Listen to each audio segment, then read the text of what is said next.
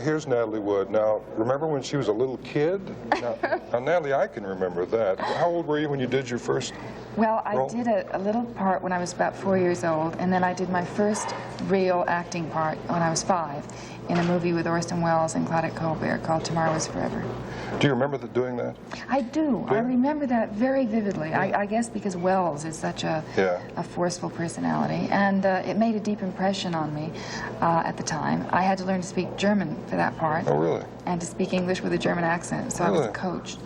And so it was quite a, also I guess it was the first time that I had done any work.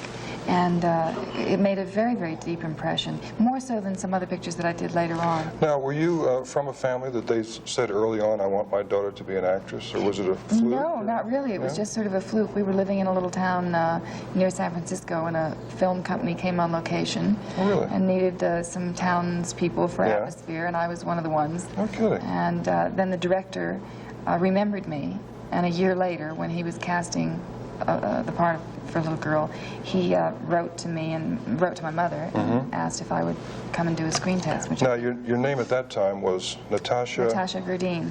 Which was what? Russian or? Russian origin, yes. Right. But my real name was Natalia Nikolaevna Zacharenko. Really? Is that still your legal name, or have you changed it legally? No, it was legally changed to Natalie Wood when I did that picture, the first picture. Now, okay, you were small and did these parts. At some point, did you decide, or did your family decide that you should think about this as a career, or was it all just kind of a... Well, once I started, I guess when I did that picture, I just was offered roles, you know, all the time, and then I was put under contract shortly afterward. So I just kept on working. I don't think I made a personal decision about it until I was until I did a movie called Rebel Without a Cause. Right, James I was about 15, and I realized I had a choice in the matter, and I liked it. That's become almost a cult movie, Rebel Without a Cause. I think because of James Dean. Oh yes. Yeah. What was he like to work with? He was terrific. He was very open. He was very.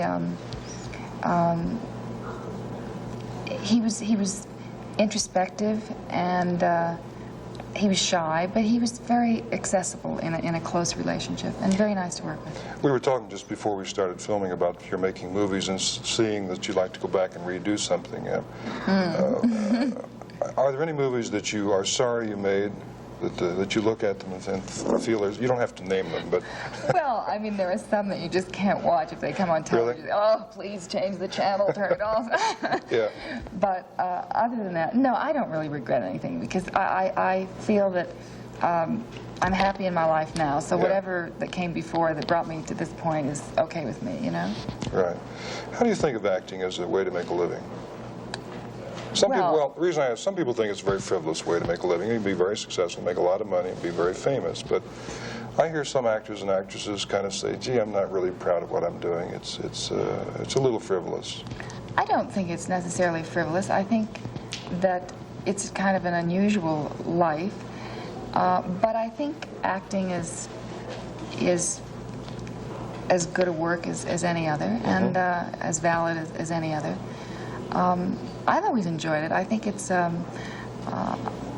know lots of actors that feel it's so enjoyable that, you know, you wonder why you're getting paid for it, because it's kind of a natural thing that kids do automatically, you know, to improvise, to make believe, to I would presume, act out your fantasies. Yeah, of course. I would presume that being married to Robert Wagner, who's a very successful actor, that show business, acting is almost the consuming thing in your life, but maybe that isn't true. Well, it's our work. I mean, we enjoy our work, and we love it, but I think really our family is more important. Or I would say it's the center of our life, our children, and the time that we have to spend together as a family. A cliche question, but how has it been to be a working mother through the years, being away from home? Well, I think it's kind of hard to do. I mean, there was a period where I thought I couldn't do both, and there was a period where I actually couldn't do both. I mean, I stayed home with the kids because I felt that it was just impossible for me to work it around any other way. Lately, I've been trying to work more because I do enjoy it, and I feel that it's okay with the kids. How old are your children, by the way? Natasha's 9 and Courtney's 5, and then I have a stepdaughter, Kate, who's 15. Right. So they're in school. They're all in school now. Any of them in the movies yet? No, no. They, Natasha and Courtney would like to be. Really? Courtney wants to be a designer at the moment. Oh. And she's very good at gymnastics. Would you encourage them to be in movies? Not as kids, I don't think I would, no.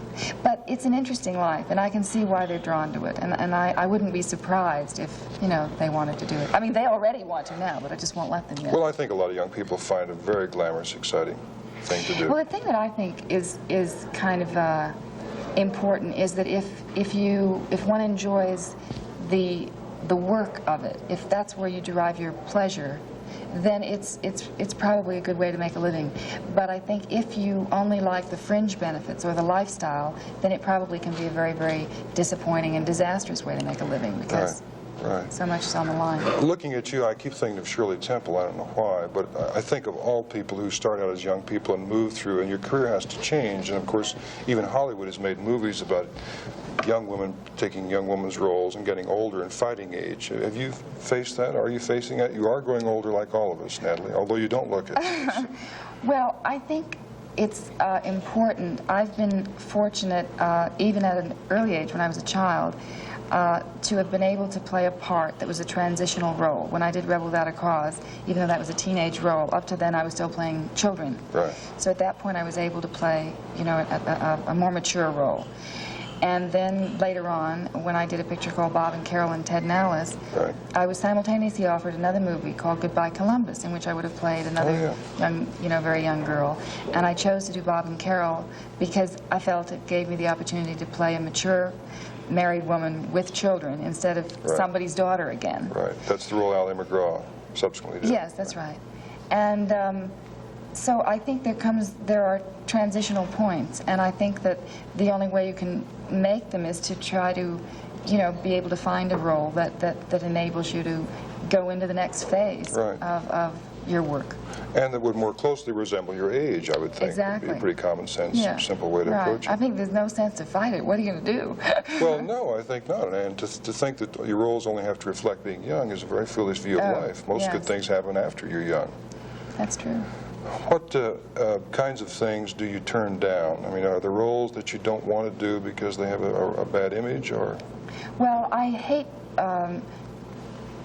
pictures that are terribly violent, gratuitously violent for no reason. I don't think I would do a picture that was terribly violent. But I mean, I don't have any rules about it, especially. I just sort of evaluate each thing as it comes along. People are always interested in behind the scenes. What's the most famous movie role that someone else made famous and made them famous that you could have had and didn't have? You mentioned. Didn't have? Oh, yeah. I guess Bonnie and Clyde. I was offered to do Bonnie and Clyde. Which was the vehicle which started... Faye Dunaway, yes. Oh, what's her name? I couldn't think of it. Yes. Well, I haven't seen her much lately. She's... No, she was in The Champ, I guess, was her last That's right. But you do make the point that... Do you think that would have been the same for you? Although it was a little different. You were already established when that movie was made, whereas she really wasn't. No, I guess that was a crucial or, you know, important role for her. It would have been an important role, I think, for anybody, because I think it was an extraordinary script and a terrific part, you know. But not everyone would have played it the same, so maybe if someone else had done it, it wouldn't have been as good. Having been generally associated with films, did you notice any difference when you did From Here to Eternity, which was a made-for-TV movie and serialized? The impact that you felt it had, any difference? Well, there is, I mean, one reaches such a huge audience with television. The response is really amazing. I mean, when you think of how many people in one night would see something that maybe all the pictures that you've done in your whole career, maybe that they wouldn't see. In terms of work, I didn't find it any different. I mean, the relationships from the director to the actress, the actress to the actor, and that's all pretty much the same. Well, there's a fly buzzing around telling us that we're out of time, so we'll go. Natalie Wood, thank you very much. Enjoyed being with you. Thanks. We'll be right back.